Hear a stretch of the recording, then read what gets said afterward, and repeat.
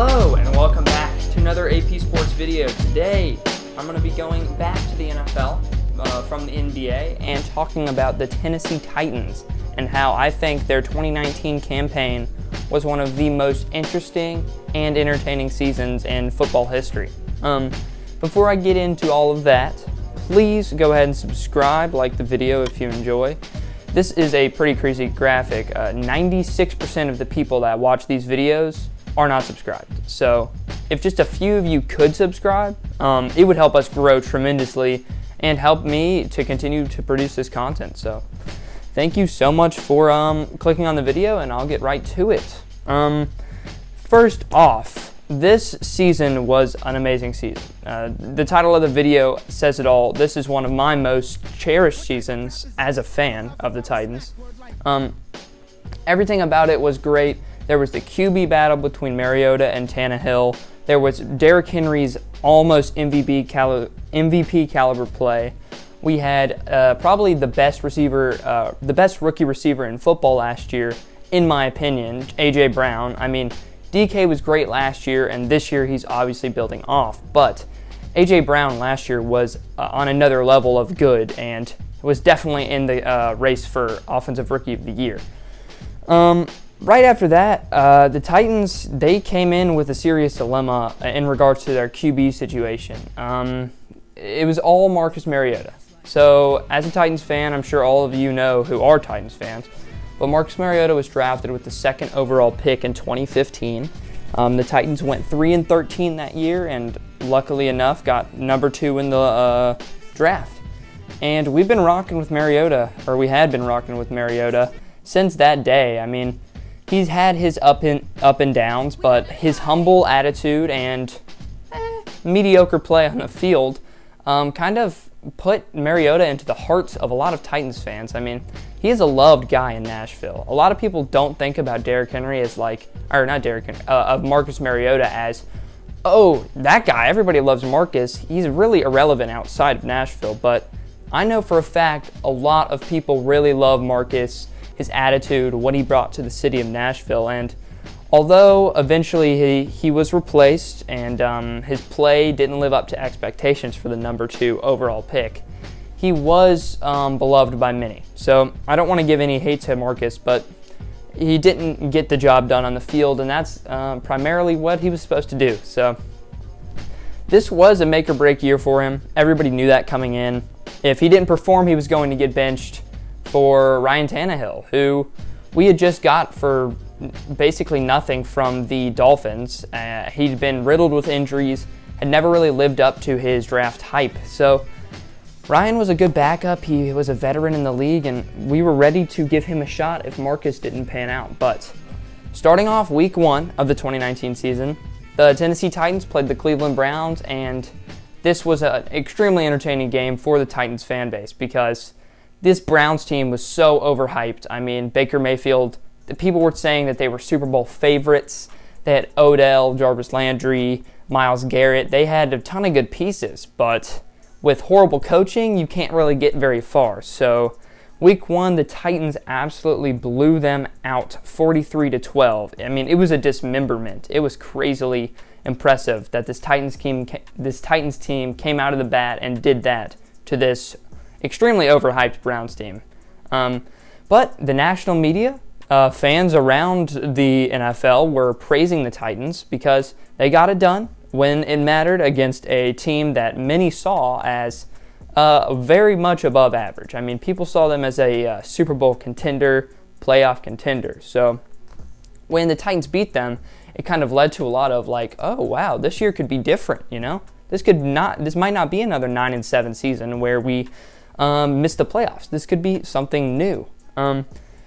Things wouldn't necessarily look that good after this, though, because week 2 and 3, both against divisional rivals in the Jacksonville Jaguars and the Indianapolis Colts.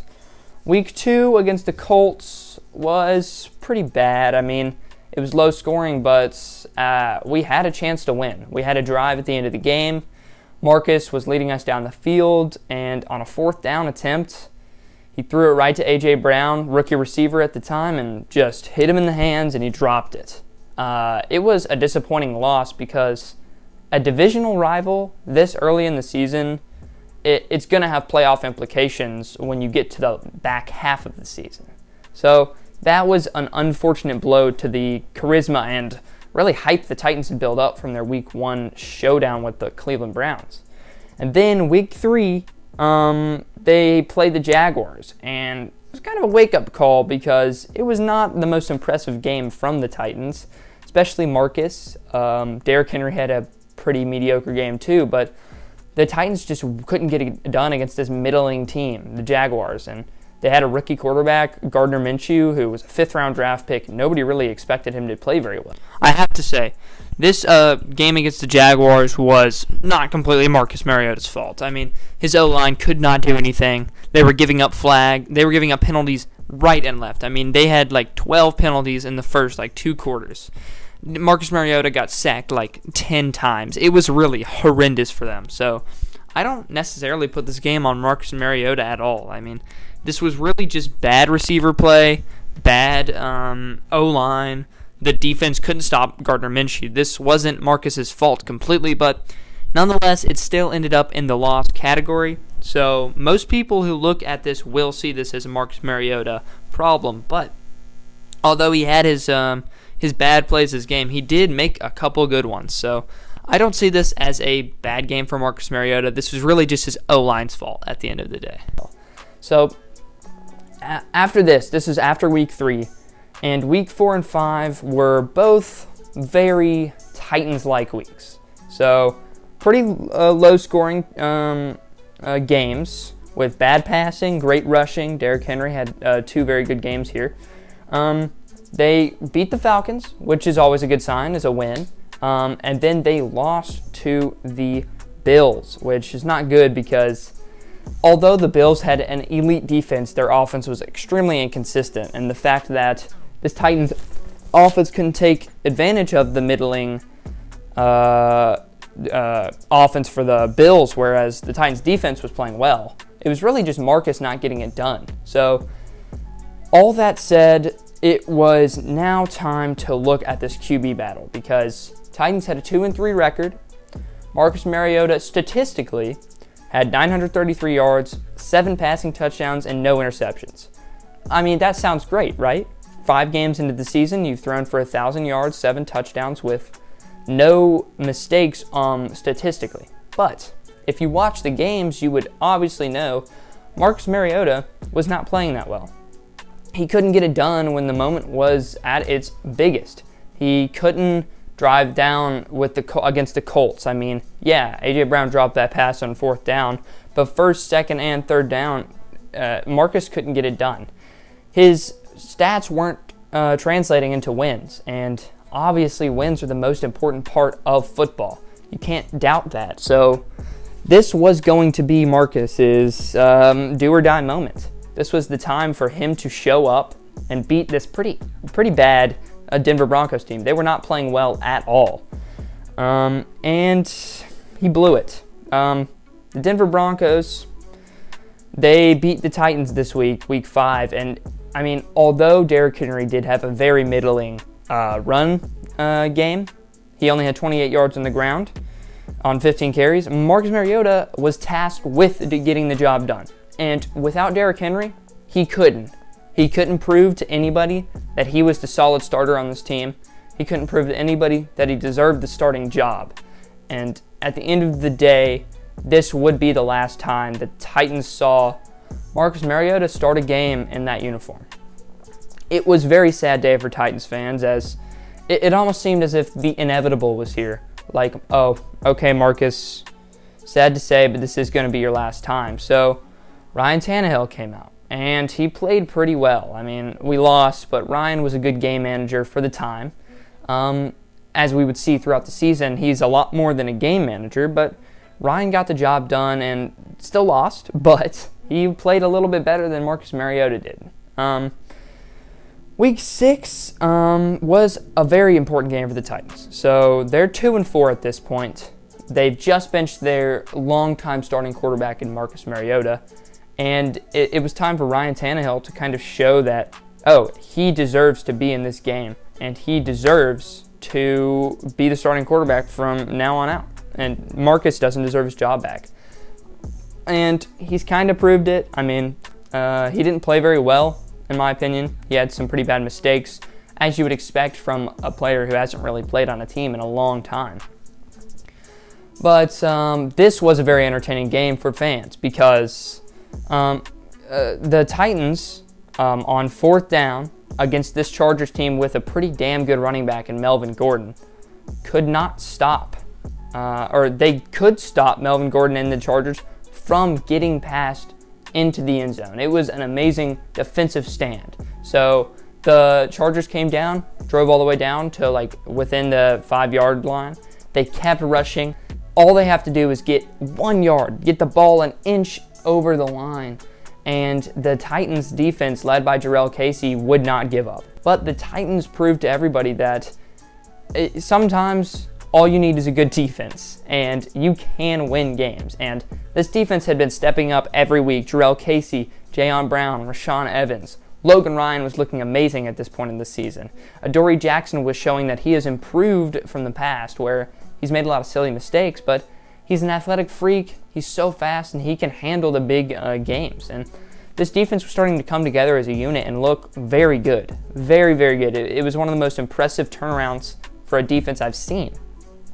And then, right after that Chargers game, Week 8, Ryan Tannehill proved that he deserved the spot, statistically and with a win. He had 193 yards and 3 touchdowns against the Tampa Bay Buccaneers in a win.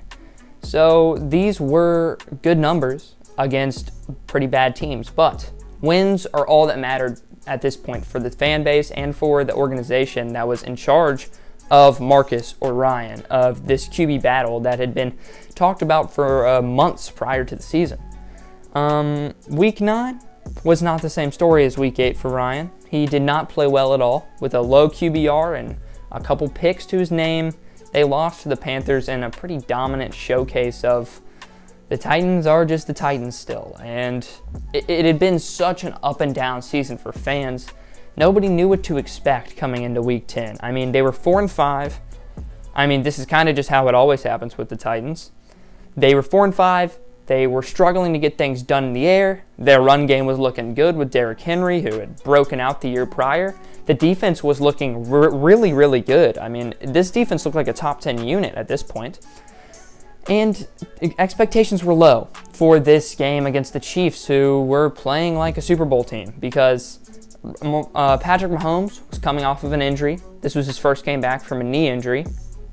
And what most people expected was Titans are going to lose this pretty handily to the Chiefs, and we're just going to move on, go 9-7, and that'll be the end of it. But the Titans had something to say about that, because this turned into a slugfest. One of the games of the season, if not the regular season game of the season.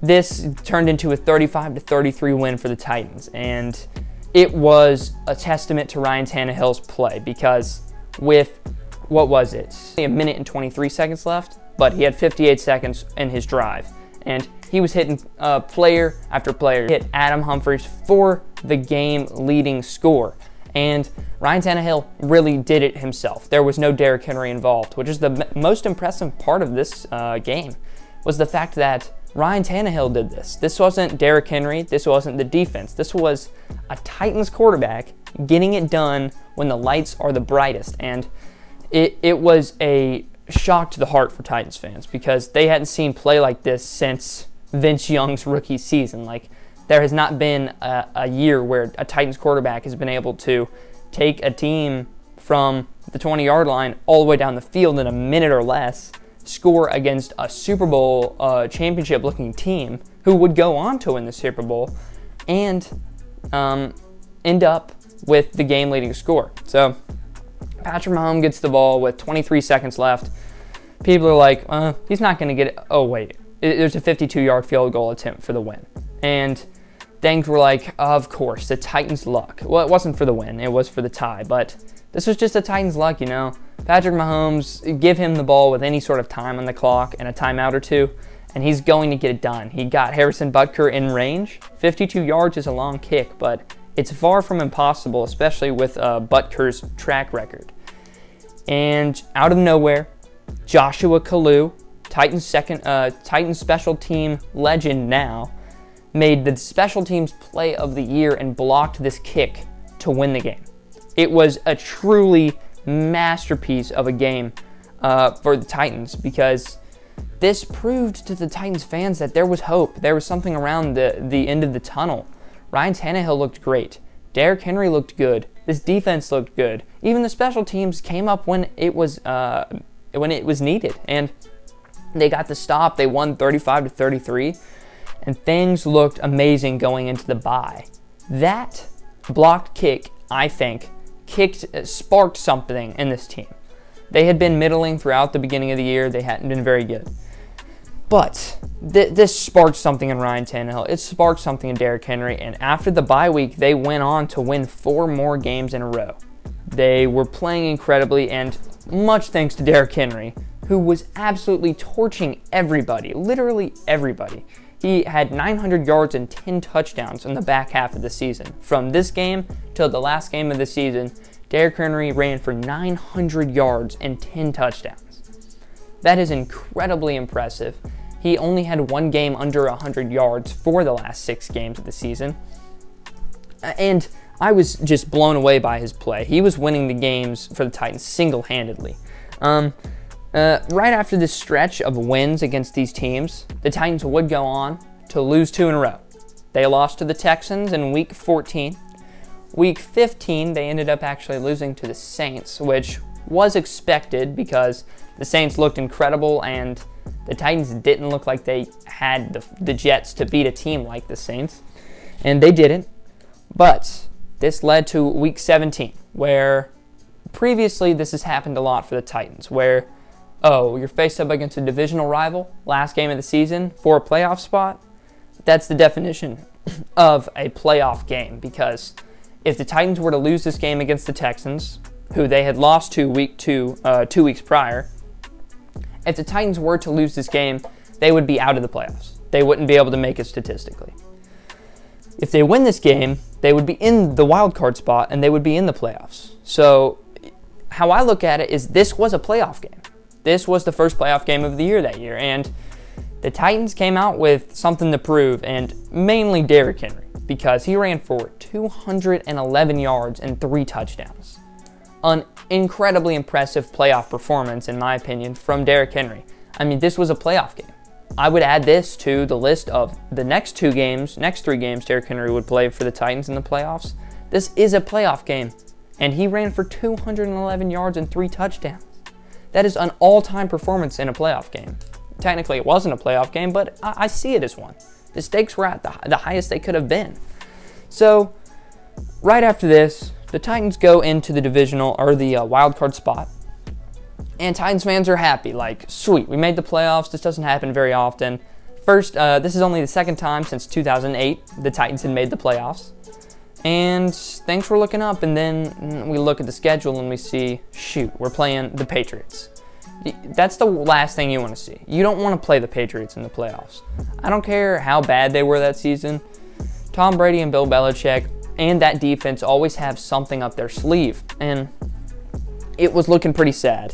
Fans around the league who, not Titans fans, but just fans in general, were ruling this game a win for the Patriots before it even happened. I mean, the Titans were a true underdog, and with nothing but great running from Derrick Henry and great defense against this all-time quarterback, the GOAT, and Tom Brady, the Titans got it done. They won, and it was an amazing win.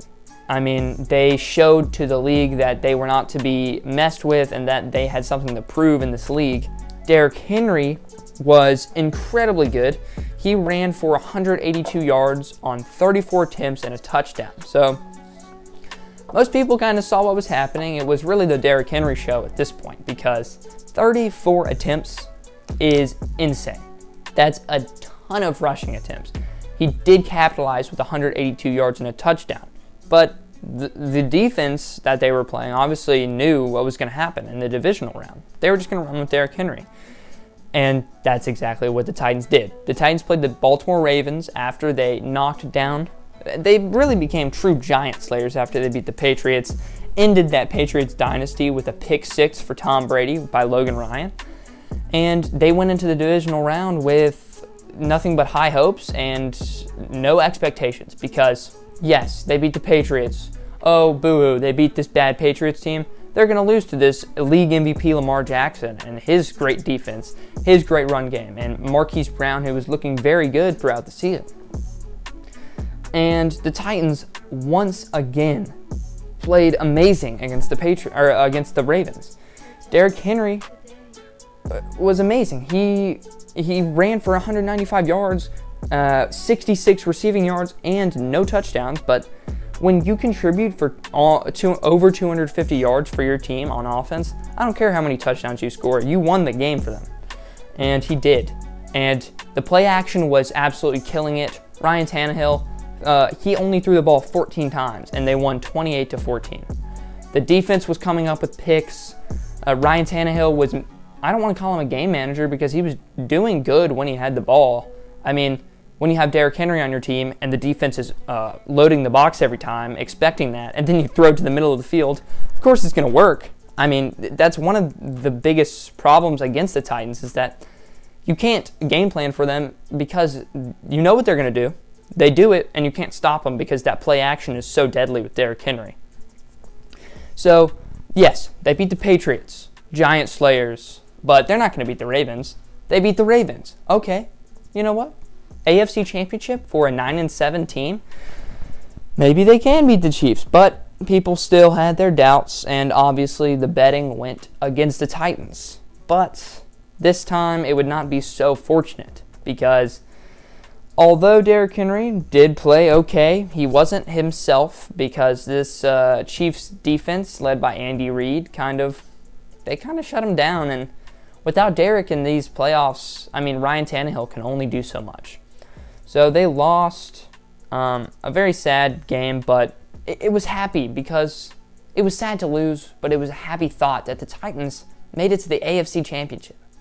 They did something noteworthy in the NFL, which isn't something you say very often for the Tennessee Titans. They had been brought from the brink of no point of return. Like Marcus Mariota, if he had been given the keys, they wouldn't have made it this far. And Ryan Tannehill was playing incredibly well. I mean, even to start the 2020 season, he played amazingly. Derrick Henry had the rushing crown, was crowned King Henry. He had an all-time playoff performance. He really did. I mean, you're rushing for 200 yards of total offense every single game in the playoffs, basically. You have just earned yourself a spot in playoff history. Stiff-arming guys in the ground left and right, throwing touchdown passes. It was marvelous. And then something that cannot be discounted is Mike Vrabel. Mike Vrabel's play calling, Mike Vrabel's guts, his decision making was top of the line. He 100% deserved to be Coach of the Year that year. If he had won, Mike Vrabel impressed me to the max. He proved to me that he was a real NFL head coach and that he could coach a Super Bowl team. He has it in him. He is a confident guy with great decision-making, great play calling from Arthur Smith as well on the offensive side of the ball. This defense with Dean Pease was looking great. Jarrell Casey, Logan Ryan, these pieces were starting to come together, and the Titans looked like a contender. They really did. And it was just a fantastic season to watch. The QB battle, Derrick Henry's all-time performances, the underdog victories in the playoffs, fantastic defense, great coaching. You cannot ask for more from an NFL franchise than what the Titans did in 2019. It was truly spectacular to watch. And props and hats off to Marcus Mariota, but Ryan Tannehill looks like the future of the Titans. And I hope that they can prove to everybody that they deserve to be seen as a top team in the league. But with that said, thank you so much for watching this video if you got this far. Please don't forget to like and subscribe if you enjoyed. Stay tuned for more NBA and NFL content. Thank you so much for watching, and we will catch you next time. Peace.